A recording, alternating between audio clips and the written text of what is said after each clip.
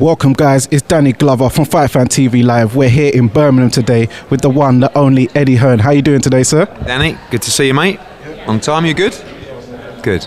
So, I've watched an interview where you like questions about yourself, so I'm going to ingratiate myself. So, how would you review how your year's been so far as a promoter this year for the Matchroom stable? I think it's been an interesting year for boxing.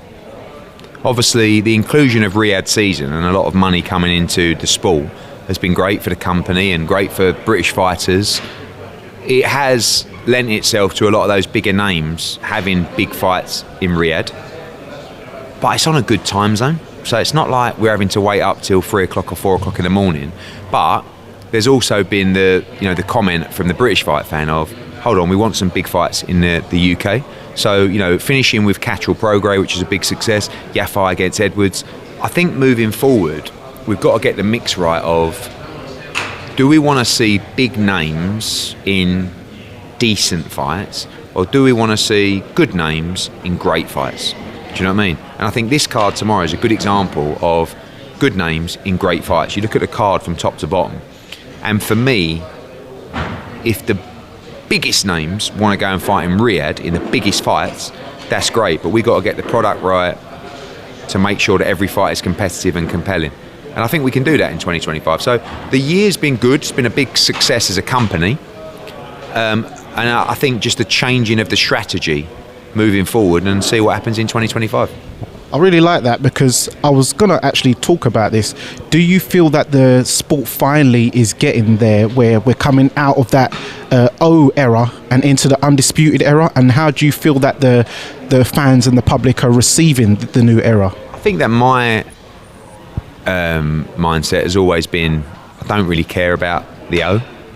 A lot of promoters don't want their fighter to lose the O.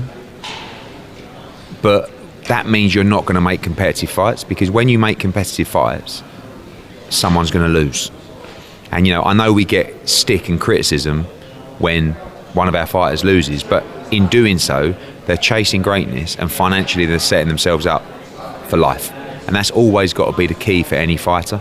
Like, you've got to chase legacy, you've got to chase greatness, that's got to fuel you inside. But you've got to be smart from a business sense to try and secure yourself financially for when you leave the sport. And not many people do that. So for me, that's always kind of like the number one priority. But, it's getting the mix right. I don't care for the O's.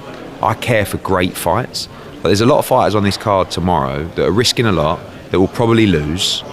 But if they're in a great fight, you'll be back. You get more work, especially if you're moving tickets and you're popular and you're pushing the show. But it goes back to that level, and we get this a lot now. You look at fighters like Eddie Wood and Joe Caldina and Josh Warrington and Liam Smith and Josh Taylor, like big names, like standout names of the last few years, who, because of the way the purses are going up, if I headline one of them, the fight might not be that great. Do you know what I mean? And I don't want to promote a fight that's not that great, even though I know because they're fighting, they'll do okay. I would rather know that I've got a product that when I sit down I go, it's going to be a fucking great fight. Do you know what I mean? And my mood is dictated by the card. Like, if I haven't got a very good card, I'll still do these. I'm actually asking about tomorrow. I want to watch the show. I know it's going to be great.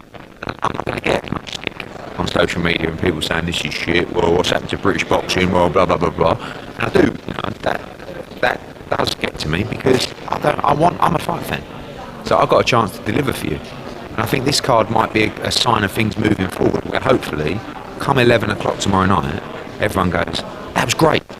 That's what makes me happy. People, it was a great show, well done. You know what I mean? Then you get in the car and worse than getting in the car and going for it. That was shit. British boxing's dead.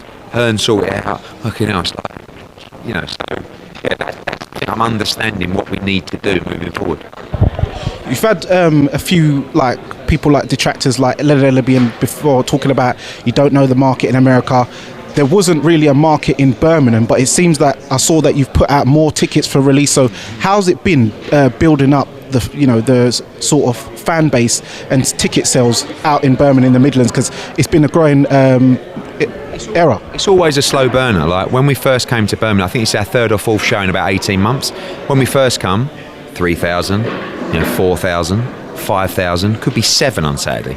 So it's working.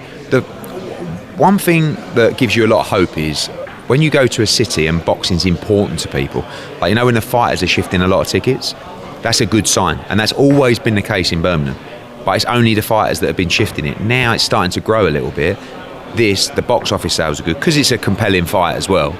So this is a big night for us in Birmingham. And, I think that if you believe in what you're doing, you just got to stay consistent with it. Like you talk about Leonard Ellaby or Oscar or like whoever it is, they can't stand me.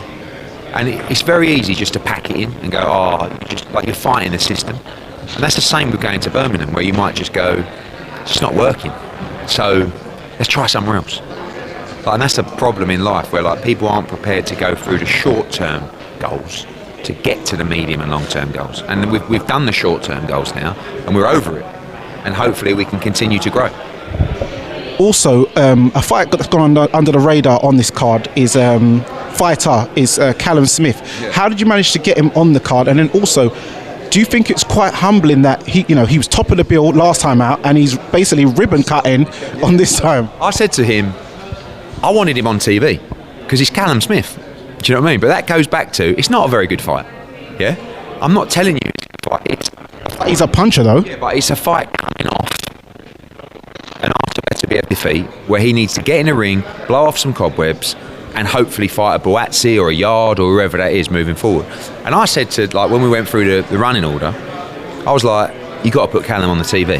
And he's like, he wants to go first. And it's like, oh really? He said, yeah, because he knows it's not a great fight. He's not bothered about the crowd. He just needs to go in there, work on a few things, blow the cobwebs away, and that's it, go home.